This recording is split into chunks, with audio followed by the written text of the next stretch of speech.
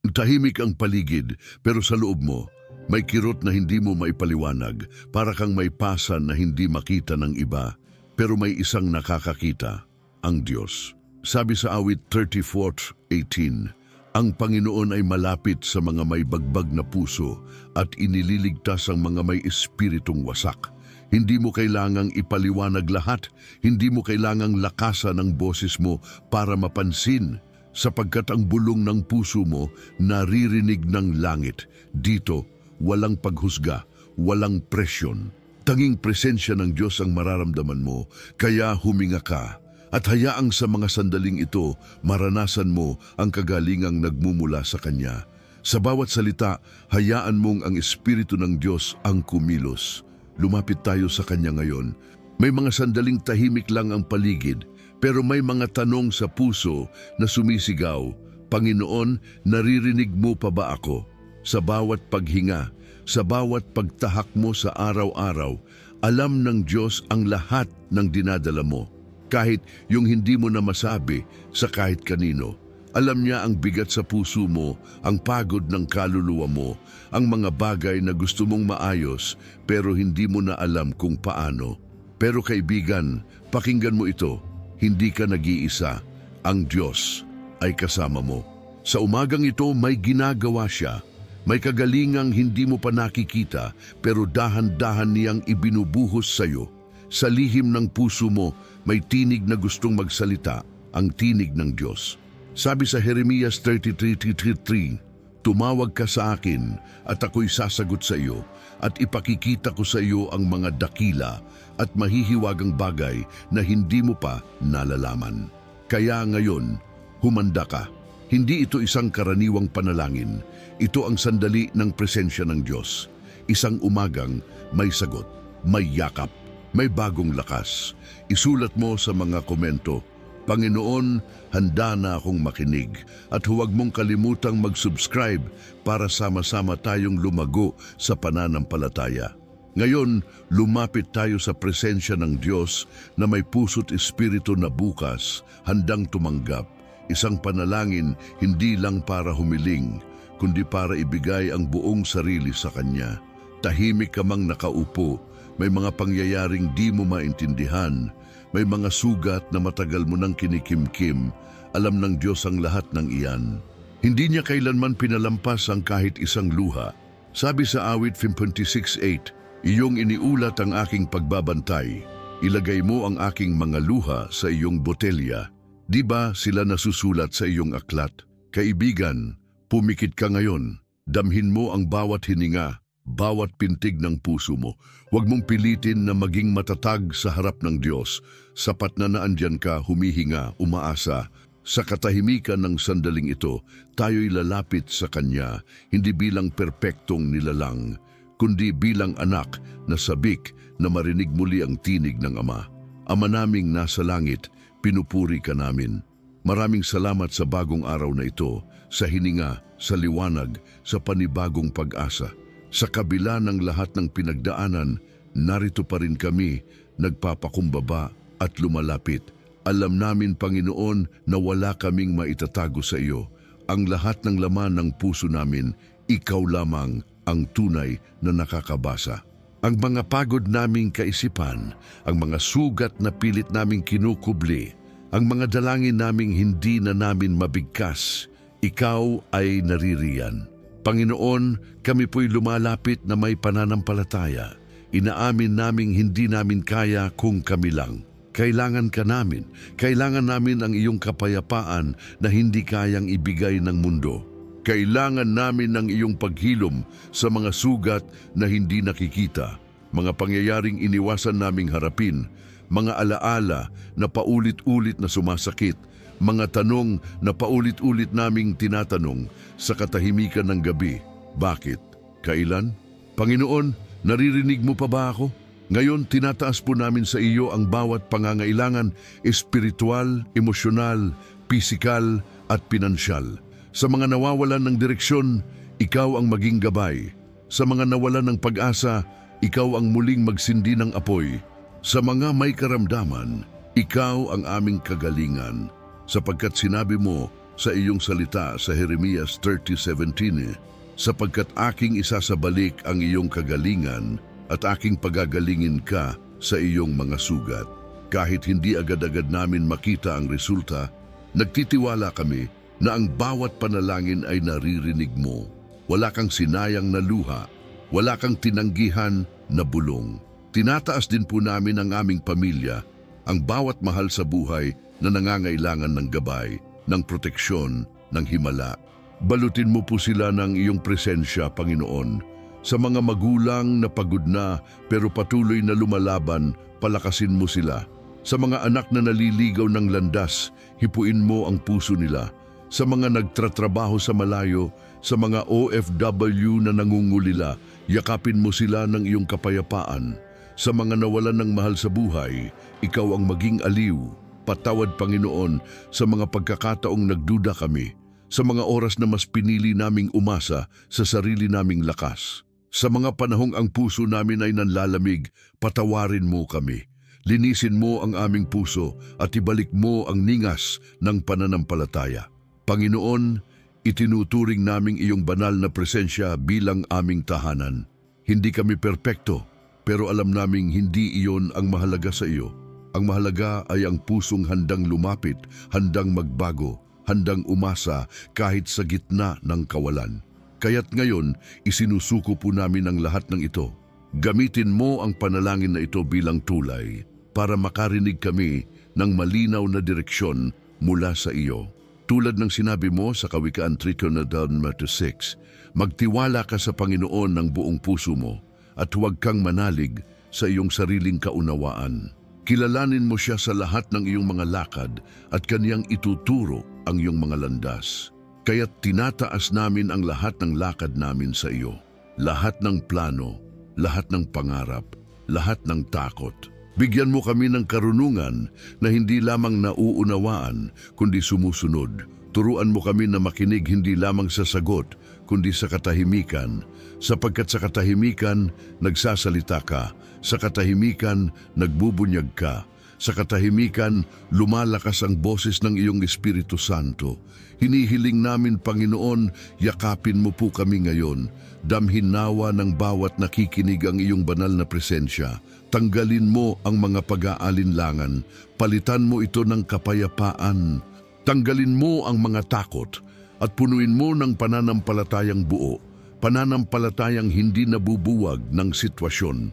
Pananampalatayang nakasalig sa iyong salita. Ibinabalik namin sa iyo ang lahat ng papuri at pasasalamat. Kahit hindi pa namin nakikita ang resulta, salamat na. Salamat dahil alam naming ginagawa mo na ang hindi namin kayang gawin. Salamat sa kagalingan na paparating na. Salamat sa himala na hindi naaantala kundi itinakda sa tamang panahon.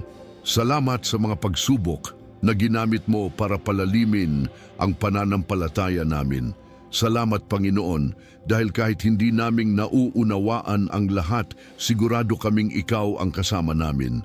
At ngayon, habang nakayuko pa rin ang puso namin sa iyo, dinideklara namin na ang panalangin ito ay magkakaroon ng bunga. Hindi ito masasayang, ito ay aabot sa iyong trono at babalik sa amin ng may pagpapala. Panginoon, tanggapin mo ang panalangin ito. Tanggapin mo ang puso naming ito. Tanggapin mo kami, buo, basag, pagod, umaasa, sapagkat sa iyong kamay, nagkakaroon kami ng panibagong simula. Maraming salamat, Ama. Sa pangalan ni Jesus, aming tagapagligtas, kami nananalangin. Amen. Kung naramdaman mong may gumalaw sa puso mo habang nakikinig ka, isulat mo sa comments, narinig ako ng Diyos. Maaari mo rin bang ipagdasal sa comments ang pangalan ng taong gusto mong pagalingin tulad ng ginagawa ng marami sa buong Pilipinas? Maraming nanonood na sabik ding manalangin para sa iba. At kung hindi ka pa nakasubscribe, gawin mo na ngayon. Gusto pa ng Diyos na magsalita sa iyo sa susunod. Ngayon, samahan mo akong lumipat sa isang kwento na puno ng pag-asa. Isang buhay na halimbawa na magpapakita sa iyo kung paano tumutugon ang Diyos sa mga nakatagong sugat at paano niya pinapaigting ang pananampalataya natin sa Kaniya. Tingnan natin ang buhay ni Ana sa Biblia, isang babae na duguan sa kanyang puso, hindi lamang sa katawan kundi higit sa lahat sa kanyang kaluluwa. Sa tunay na pagsubok, sa panahong walang nakakita, naroon ang Diyos. At naroon ang tugon ng kambal na awa at kapangyarihan. Ang kanyang kwento ay nasa 1 Samuel 9:9-11. Minsan, matapos silang kumain sa Shiloh, malungkot na pumunta si Ana at nanalangin sa bahay ng Panginoon.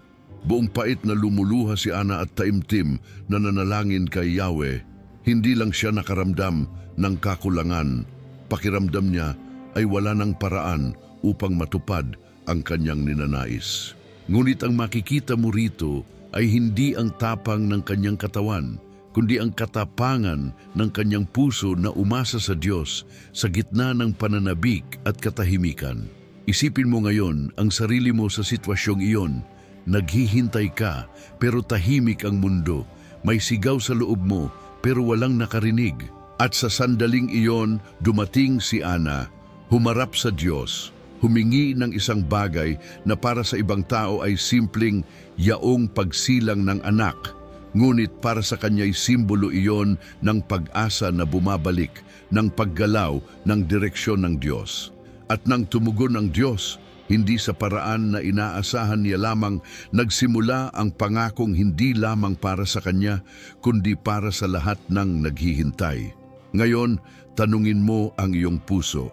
Ano ang hinihintay ko sa Diyos ngayon? Hindi lang isang panalangin, hindi lang isang hangarin. Pilipino man tayo o saan mang lugar, alam natin ang hirap ng paghihintay.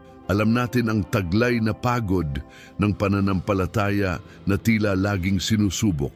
Ngunit ang kwento ni Ana ay hindi nagtatapos sa kawalan ng sagot. Nagpapatuloy ito sa pagkilos ng Diyos, sa pagpapakita ng kanyang katapatan. Sabi sa 1 Samuel 2:1, "Pinupuri kita, Yahweh, dahil sa iyong kaloob sa akin." Iyan ang sagot sa kabila ng hindi nakikitang sugat, sa kabila ng hindi nakikitang pagsubok, may kaloob ang Diyos, may kapalit, may kagalingan, may pagbabalik sigla. Ganito rin sa buhay mo, baka hindi mo nakikita ang simula, baka hindi mo naririnig ang tugon kagaya ng inaasahan. Pero ang Diyos ay kumikilos. Sa mga sandaling tila wala kang makitang resulta, iyon ang nasa pagitan ng pangako at katuparan. Iyon ang lugar kung saan ka nariyan ngayon. At ang punto, hindi mo kailangan lumakad ng mag-isa. Hindi mo kailangan ipabigat ang pasanin mo sa sarili mong lakas. Sa katahimikan mo ngayon, sa panalangin ng iyong puso, nariyan ang Diyos na nakikinig at tumitingin. Minsan, ang paghihintay ay may layunin. Minsan ang paghihintay ay hindi para lang ipagpaliban ang sagot, kundi para ihanda ang iyong puso, para baguhin ang iyong pananaw, para ipakilala sa iyo ang iyong tunay na pagkakilanlan bilang anak ng Diyos. At iyon ang nangyari kay Ana. Hindi lamang siya naging ina, ang produkto ng katotohanan ng Diyos. Siya'y naging saksi, siya'y naging patotoo. Walang kasing mahirap ang pagdurusa ng puso na hindi nakikita. Ngunit walang kasing higpit din ang paglaya na dumating sa pagkakaalam na ang Diyos ang gumagawa. Ngayon, gusto kong siyahan mo ang sarili mo sa isang tanong. Ano ang sugat mong hindi nakikita ng iba? Ano ang hangaring naiwan sa puso mo na hindi mo nabigkas? At higit rito, paano mo hahayaang ang Diyos ang maging tugon sa iyong katahimikan, ang maging direksyon sa iyong mga araw, ang maging pagkilos sa iyong pananampalataya? Pag-isipin mo yan ngayon, damhin mo. Sinasabi sa iyo ng Diyos, "Ako ang iyong kagalingan, ako ang iyong sagot, at ako ang iyong tandig sa gitna ng iyong paghihintay." Sa mga sandaling ito, hinihikayat kita. Isulat sa comments ang salitang, "Handa ako para sa tugon ng Diyos," at pangalanin ng isang pangako na buong puso mong inaasahan. Ito'y bibinyagan niya sa kanyang tamang panahon. At huwag kalimutang mag-subscribe para sa susunod na bahagi ng ating paglalakbay.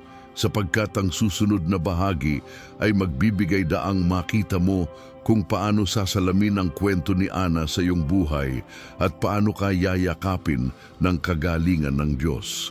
Ngayon ay tayo'y tumututok sa isang katotohanan. Ang Diyos ay hindi kumikilos tulad ng mga tao. Hindi siya sumusukat sa nakikita ng iba. Sa halip, siya'y tumitingin sa iyong puso, sa bawat lihim na hindi mo sinasabi, sa bawat takot at pagnanasa na hindi lumalabas sa liwanag. Sabi sa 1 Samuel 16:7, sapagkat ang Panginoon ay hindi nakamasid kung paanong nakamasid ang tao, sapagkat ang tao ay tumitingin sa kaniyang kaanyuan, samantalang ang Panginoon ay tumitingin sa puso. Isipin mong ang presensya ng Diyos ay nakapalibot sa iyo ngayon, hindi malayo, hindi bilang tagamasid lamang, kundi bilang manggagamot ng iyong kaluluwa at gabay sa iyong mga araw. Ang mga mata niya'y nasa loob, hindi lang sa labas. Kaya kahit walang nagsabi, kahit hindi mo na ipahayag, ang Diyos ay marunong tumugon. At dahil dito, mayroong isang pagpagbangon na gumaganap sa iyong pagkatao ngayong umaga. Sa mga sandaling ito, gusto kong itanong sa iyo, ihinto mo muna ang pagtakbo sa isip mo, ang mga plano, ang takot, ang tanong na paulit-ulit. Hayaan mong marinig ang init ng tinig ng Diyos sa iyong puso. Ano ang sinasabi niya tungkol sa iyong pagkakilanlan? Ano ang sinasabi niya tungkol sa sugat na hindi pa ganap na naghilom? Ano ang sinasabi niya tungkol sa pangako na matagal mo nang hinihintay? Maaari mong maramdaman na hindi ka para sa karamihan at tama ka, sapagkat ang Diyos ay pumili ng isa na hindi pa nakikita ng iba. Siya'y kumikilos sa loob ng nakikita ng ating mga mata. At kung minsan, ang himala ay hindi bigla ang putok ng tunog o flash ng liwanag. Ito ay isang tahimik na pagbangon sa loob ng puso, isang panibagong pananaw, isang malalim na kapatawaran, isang tinig na nagsasabing, "Ako ang Diyos na nasusulat ang iyong pangalan sa aking kamay." Ngayon, hayaan mong baguhin ang tanaw mo sa iyong kasalukuyan. Hindi ka na lang basta naghihintay. Ikaw ay tinawag upang tumanggap at manalig. Hindi mo kailangang sukatin ang resulta ng sariling kakayahan o pagpaplano. Ang landas ng Diyos sa iyo ngayon ay batay sa kanyang lalim, hindi sa dami ng iyong lakas. Alam niya ang iyong mga kahinaan, alam niya ang iyong mga lihim, at hindi babalik sa iyo ang iyong mga panalangin na walang tugon. At sa pagdaan ng umaga, makikita mo ang unti-unting paggising ng bagong bahagi sa iyong buhay. Ang bahagi na hindi lang nakikita ng mata, ngunit nadarama ng puso. Ang bahagi na nagsasalita ng direksyon at galaw ng espiritu. Ang bahagi na nagpapalaya sa iyo mula sa nakaraan at tumatawag sa iyo tungo sa iyong Panginoon. May isang pangakong hindi pa buo ang paglabas, ngunit handa na. May isang tugon na hindi pa ganap ang manifestasyon, ngunit aktibong kumikilos. Sa mga susunod na minuto, sasabihin ko sa iyo kung paano makikita ang pagbabago hindi lamang sa sitwasyon mo, kundi sa pagkakakilanlan mo bilang anak ng Diyos. Paano ang iyong tago na sugat ay magiging hakbang sa iyong paglaya. Paano ang iyong hindi nakitang bahagi ay gagana ngayon sa liwanag ng pananalig. At habang humahanda ang puso mo, itanong mong muli sa sarili, handa ka na bang makita ang kilos ng Diyos sa iyong buhay? Isulat mo ngayon sa comments ang salita, "Nakikita niya ako," at pangalanan ang isang pangako na nais mong matibay sa puso mo ngayon.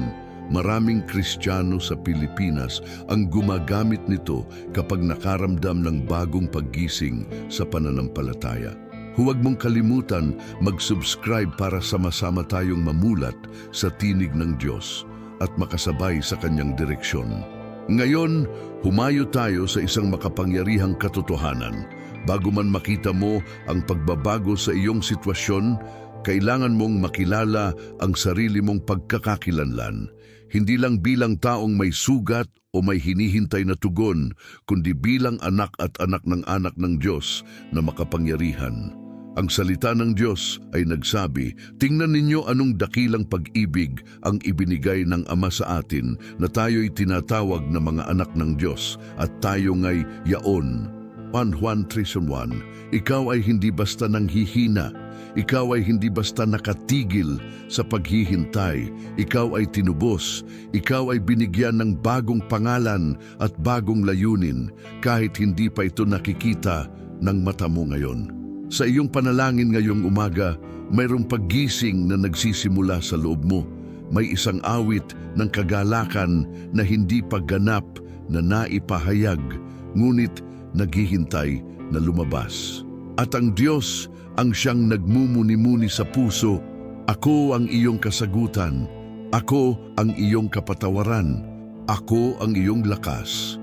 Isipin mo ang iyong pagkatao, bawat sugat na tila walang makaalam, bawat panaginip na madalas mong sinasabi sa sarili habang nagpapahinga ka sa gabi, bawat bulong ng puso mo na sinubukan mong pigilan dahil takot kang masaktan. Lahat iyan ay bahagi ng kwento ng Diyos sa iyo. Ano ang mangyayari kapag iyong tinanggap ang katotohanan? Hindi ka na maglakad sa kadiliman ng paghihintay. Hindi ka na magtatanong sa sarili mo, bakit ako pa? Ngunit sasabihin mo, Panginoon, ikaw ang dahilan kung bakit ako nabuhay. Kapag lumapit ka sa Diyos sa ganitong pananaw, nangyayari ang isang bagay. Ang hindi nakikitang sugat ay nagiging tulay tungo sa paghilom. Ang nahintay na pangako ay nagiging hakbang sa pag-aksyon. Sa ilalim ng araw, sa gitna ng mga pang-araw-araw na hamon, may isang tinig na tumatawag sa iyo. Alam ko ikaw, kilala kita, at gagamitin ko ang kwento mo para sa aking kaluwalhatian. Baka sa ngayon ay hindi ka pa handa makita ang buong pangako, ngunit ang direksyon ay malinaw, at ang direksyon na iyon ay nagsisimula sa pagkilala ng iyong identidad bilang anak. Kapag nakita mo iyan, bagong lakas ang sumisiklab, bagong pag-asa ang sumisingit, bagong katapusan ng paghihintay ang lumilitaw. Huwag mong hayaang ang nakaraan mong pagkatalo, ang nakatagong takot, o ang mga hangaring hindi nabigkas. Pigilan ang pagsisipag ng iyong pananampalataya ngayon. Sa halip, gamitin mo ang mga iyon bilang tanda na ang Diyos ay hindi nag-waste ng kahit isang sandali sa buhay mo. Siya'y nagbuo ng plano, at ang plano na iyon ay nagsasabing, ikaw ay haligi, ikaw ay tanda ng katuparan ng kanyang salita, ngunit kailangan mong yakapin ito. Kailangan mong pagbigyan ng Diyos na baguhin ang tanaw mo, baguhin ang kwento mo, baguhin ang hakbang mo. Tulad ng isang binhi sa lupa, kailangan mo ng madilim, pakawalan ng sarili, bumaba sa ilalim ng lupa bago tumubo at mamulaklak sa liwanag. Sa parehong paraan, ang iyong pagkakakilanlan sa Diyos ay hindi lang nangangahulugang ako ay sinasagip, kundi ako ay naisama sa kanyang plano. At ngayon, sa kahabaan ng panalangin ng direktor ng pananampalataya mo, ang Diyos ay nagtataas ng bagong eksena sa buhay mo. Isang pag-activate ng identidad mo bilang anak, isang pagsabog ng bagong kapangyarihan, isang pagtakbo ng bagong direksyon. So itanong mo sa sarili mo ngayon, handa ka na bang lumakad bilang anak ng Diyos? Handa ka na bang yakapin ang katotohanan na ikaw ay kilala, hinahangad at ginagamit? Handa ka na bang makita ang pagbabago hindi lang sa labas kundi sa loob? Sa bawat paghinga, sa bawat pagpapatawad mo, sa bawat hakbang mo sa pananampalataya. Sa susunod na bahagi ng paglalakbay natin, ipapakita ko sa iyo kung paano magsimula ang kagalingan, kung paano ang sugat na hindi nakikita ay sisimulang gumaling, at kung paano ang iyong bagong identidad ay magsisilbing daan para sa himala ng Diyos sa buhay mo. Huwag mong alisin ang mga mata sa mensaheng ito, sapagkat ang susunod na sandali ay tatawirin ang bagong pinto. Isulat mo sa comments ang salitang anak na ng Diyos at pangalanan ang isang katotohanang sinubukan mong tanggihan, ngunit ngayon ay lalapit ka sa Diyos at sasabihing, ito ang aking pagkakakilanlan. At kung hindi ka pa nakasubscribe, pindutin mo na ngayon para maging bahagi ka ng komunidad ng pananampalataya na sabikding makita ang kilos ng Diyos sa kanilang buhay. Ngayon kapatid, tumayo ka sa bagong bukas na pinto ng pananampalataya. Handa na ang Diyos na isuot ka ng karangalan, ng bagong lakas at ng kanyang pagpapala. Hindi na ito basta paghihintay, ito ay pag-akyat mula sa kadiliman patungo sa liwanag, mula sa paghina tungo sa pagyapos ng tunay na direksyon ng Diyos. Ang salita ang nagsabi sa atin, tandaan mo ang bilin ko, magpakatatag ka at lakasan mo ang iyong loob. Huwag kang matatakot o mawawala ng pag-asa sapagkat akong si Yahweh na iyong Diyos ay kasama mo saan ka man magpunta. Josue 1:9. Ngayon, damhin mo ang presensya niya magkabilang panig mo, hindi lang sa tekstong ito, hindi lang sa video, kundi sa katawan mo, sa puso mo, sa paggising mo ngayong umaga. Ikaw ay kasama niya, hindi bilang isang nakalimutang bata ng Diyos, kundi bilang kanyang anak na pinili para sa isang dakilang layunin. At ang kagalingan na hinihintay mo, ang tugon na itinago ng Diyos sa loob mo, ay magsisimulang tingnan ang liwanag sa mga susunod na araw. Isipin mo ang bawat sugat na hindi mo inamin, ang bawat pangarap na pinigilan mo dahil sa kawalan ng lakas, ang bawat bulong sa puso mo na sinabing, hindi ko kaya. Lahat iyan ay tatanggap ng pagbabago. Sapagkat ang salita ng Diyos ay hindi bumabalik ng walang bunga at ang gawa ng kanyang mga kamay ay hindi matatapos sa walang saysay. Sa paglakad mo ngayon bilang anak, ang landas ay hindi na nakasara. Bukas ang daan at may liwanag na nagmumula sa kanya. Liwanag na maglilinis sa kadiliman, magpapalakas sa iyong pag-asa at magbibigay ng bagong direksyon sa iyong buhay. Huwag mong sayangin ang galaw ng Espiritu sa puso mo ngayon. Huwag mong hayaang ang takot o ang pag-aalinlangan ang pumigil sa kilos ng pananampalataya mo. Ang banal na presensya ay gumagalaw sa iyong loob. Ikaw ay binibigyan ng kapangyarihan na sumunod, na magtiwala at magsabi, Panginoon, ipinapasa ko sa iyo ang lahat ng ito, ang nakaraan, ang kasalukuyan, ang hinaharap. Sa panahong iyon, magsisimula ang paghihilom ng hindi nakikita at ang hindi nakikita ay magiging nakikita. Ang hindi nabigkas ay magiging sinabi, ang hindi nagawa ay magiging kuwalipikado, ang nakatagong pangako ay magkakaroon ng malaking paglabas. At habang tumutuloy tayo sa bagong yugto ng buhay mo, sisimulan nating tuklasin paano mo matatanggap ang bagong pagkakakilanlan mo bilang anak ng Diyos. Paano mo makikita ang kugo ng kanyang direksyon divina sa bawat araw? At paano mo palalakasin ang pananampalataya mo para malampasan ang bawat hamon? Sa bawat hininga mo ngayon, ipagdiwang mo na hindi ka nag-isa. Ang Diyos ang kasama mo, ang Diyos ang gumagabay sa bawat hakbang. Nasa Kanya ang sagot, nasa Kanya ang tugon, at nasa Kanya ang plano para sa iyo. At ngayong panahong ito, inaanyayahan kita, isulat sa comments ang salitang ako'y itinaas ng Diyos at pangalanan ang isang pagbabago na gusto mong maranasan. Maramihang kapatid sa Pilipinas ang gumagamit ng salita na ito kapag naramdaman nilang lumilipad sila sa bagong antas ng pananampalataya. Huwag mong kalimutan na mag-subscribe at i-click ang bagong video na lalabas sa screen ngayon, sapagkat ang susunod ay magdadala sa iyo sa malalim na deklarasyon ng pananampalataya at deklarasyon ng kapangyarihan at ang panimula ng iyong ganap na paggising bilang anak ng Diyos.